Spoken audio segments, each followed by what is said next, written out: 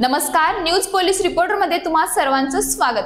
बोईसर पूर्वेतील अधिकारी रुग्णालयाजवळील टाटा हाऊसिंग परिसरात असलेल्या Mahadev food and juice centre मध्ये शुक्रवारी दुपारी 3:30च्या सुमारास घडलेल्या प्रकाराने परिसरात एकच गोंधळ उडाला।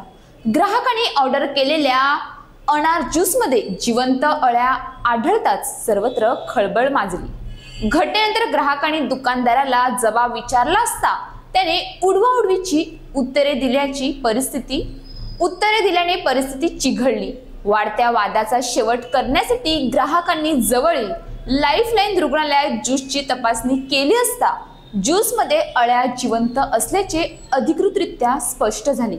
यानंतर संतापलेल्या नागरिकांनी आरोग्य सुरक्षेच्या नावाखाली सुरू असलेल्या बेफिकीर कारभारावर जोरदार टीका केली।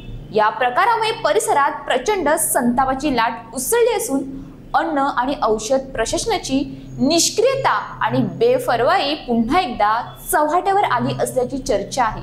शहरात अस्वच्छ अन्न पदार्थाची विक्री थांबवण्यास प्रशासन पूर्णपणे अपयशी ठरत असल्याचा आरोप नागरिकांनी केला आहे।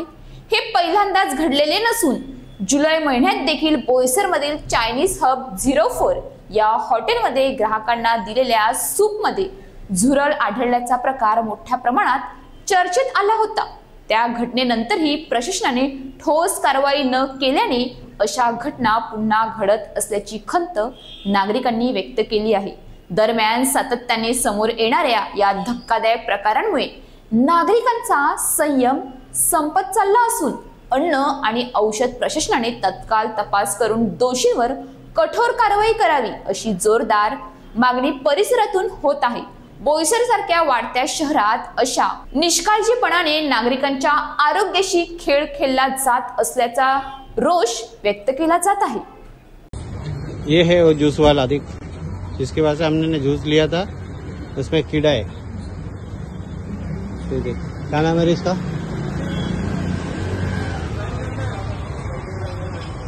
महादेव जूस वाला। इकडे रे,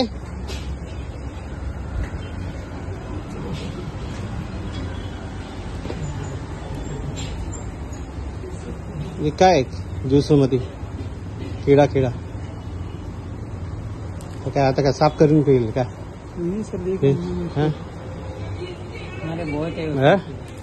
ये खोल के देख इसके अंदर सब क्या है।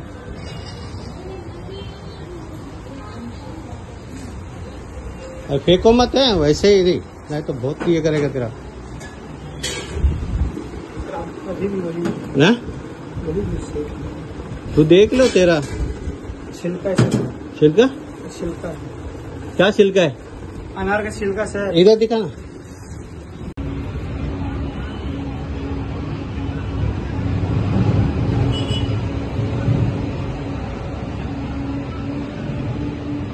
ये जो कीड़ा भागदौड़ कर रहे हैं वो एक कीड़ा नहीं है। ये देखो, ये जो जूस लिया है मामा ने उसके अंदर का कीड़ा है सब। अशाच ताज्या बातम्यांसाठी आमच्या न्यूज पोलीस रिपोर्टर चॅनलला लगेच सबस्क्राइब करा आणि बेल आयकॉन दाबायला विसरू नका।